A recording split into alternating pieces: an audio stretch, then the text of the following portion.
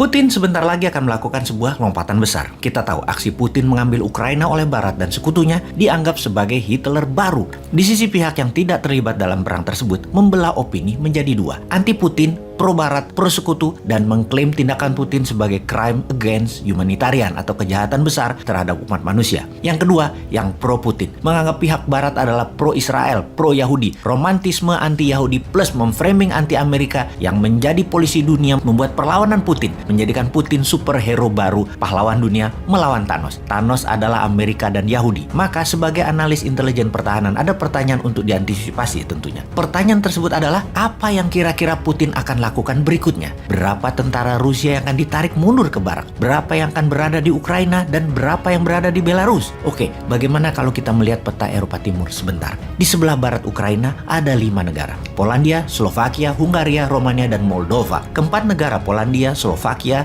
Hungaria, dan Romania adalah anggota NATO. Kalau kamu menyerang keempat negara ini, maka kalian berhadapan dengan NATO. Kalian menyerang NATO. Sebuah fakta pertahanan sekutu di Eropa. Dapat dipastikan Putin tidak akan mengambil resiko itu, sehingga tinggal Moldova. Ukraina dan Moldova punya perbatasan darat yang panjang, hampir 1.200 km. Jika Putin mau, maka dia bisa memerintahkan langsung tentaranya untuk mengarahkan pasukannya ke Moldova. Rupanya rencana ini sudah lama dilakukan Putin, yang akhirnya rencana ini dibocorkan. Dan coba tebak, siapa yang membocorkan detail rencana Putin akan mengambil Moldova itu? Yaitu Presiden Belarus, Alexander Lukashenko, alias sahabat Putin terdekat. Minggu lalu, Lukashenko mengumpulkan seluruh pemimpin pertahanan Belarus membahas rencana perang Rusia. Ketika Lukashenko hadir, dia membawa peta besar Eropa Timur yang dipaparkan dalam pertemuan tersebut. Dalam peta tersebut, sangat rinci memaparkan rencana invasi Rusia ke Moldova. Sebuah hal yang sangat mengerikan kalau kita melihat apa langkah Putin tersebut. Dan bagi Putin, why not? Ambil Moldova itu. Pertama, Moldova memang mantan anggota Uni Soviet yang hingga tahun 2009 sangat taat pada Moskow. Namun pejabat sekarang tidak lagi taat pada Moskow. Ya, ambil aja sekalian mungkin ya. Kalau Putin mau mengembalikan kejayaan Uni Soviet atau Soviet Empire, maka Moldova sangat seksi.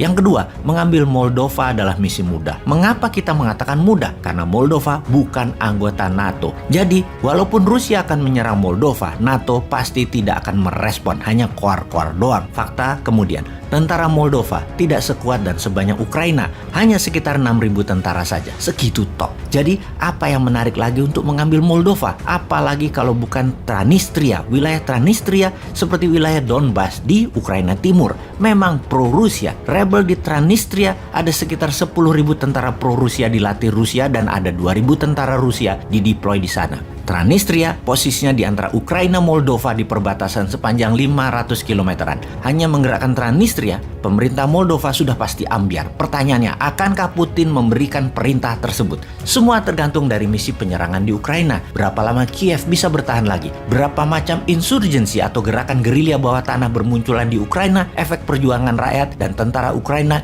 yang memutus rantai komando utama menjadi satuan kecil-kecil. Semakin banyak, semakin sulit diredam Ukraina. Walaupun pemerintahannya sudah jatuh. Intinya, seberapa akan sibuknya nanti tentara Rusia di Ukraina. Yang menjadi pertimbangan juga adalah menginvasi satu negara sudah sangat beresiko, apalagi 2 negara. Ujungnya, Rusia akan punya 2 rezim boneka di negara Ukraina dan Moldova, namun tidak punya uang untuk mengelolanya karena kena sanksi ekonomi. Bisa-bisa terbatas sumber ekonomi yang di dalam negeri Rusia tidak punya, dan ini tergantung mitra Rusia, Tiongkok. Jadi jelas, Putin akan membangun kembali kejayaan Uni Soviet. Di pihak Rusia ada Lukashenko Belarus sebagai sahabat dekat dan Xi Jinping sebagai quid pro quo, bahasa Latin yang artinya a favor for a favor, strategi untung-untung. Lukashenko stay in power butuh dukungan Putin, dan Tiongkok butuh energi Rusia dan Rusia butuh barang Tiongkok. Belarus bahkan mengizinkan hulu ledak nuklir Rusia dipasang di sana yang mengarah ke Eropa. Agaknya Rusia serius membangun Soviet lama dan membuat NATO, Amerika dan sekutunya diam di tempat seperti Putin menipu dunia di tahun 2014 dengan pengambilan alihan Crimea, dan sekarang dilakukan lagi tanpa Barat bisa apa-apa. Singkatnya, Rusia memerlukan Belarus sebagai negara netral palsu padahal boneka Rusia dan menjadi pagar terdepan melawan NATO. Jadi mau mengingatkan aja bahwa Putin pasti mengambil Moldova. Kita страшнее ядерного оружия. Торрент-2, которые мы новые закупили, называют точки. Они, наверное, не секретные для натовцев, они все видят. Мы поставим С-400, который будет находиться чуть западнее Минска. 1000 раненых прибыли в Гомель. кричат наши беглые и прочее. Вашу слабкість, через вашу роз'єднаність. Усе, на що спромігся Альянс на сьогодні, це провести через систему своїх закупок 50 тонн диспалива для України.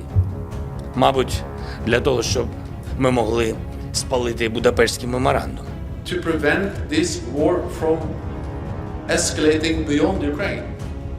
Because that will be even more dangerous, more devastating, and will cause even more human suffering. So we have made it clear that we are not going to move into Ukraine, neither on the ground or in the Ukrainian airspace.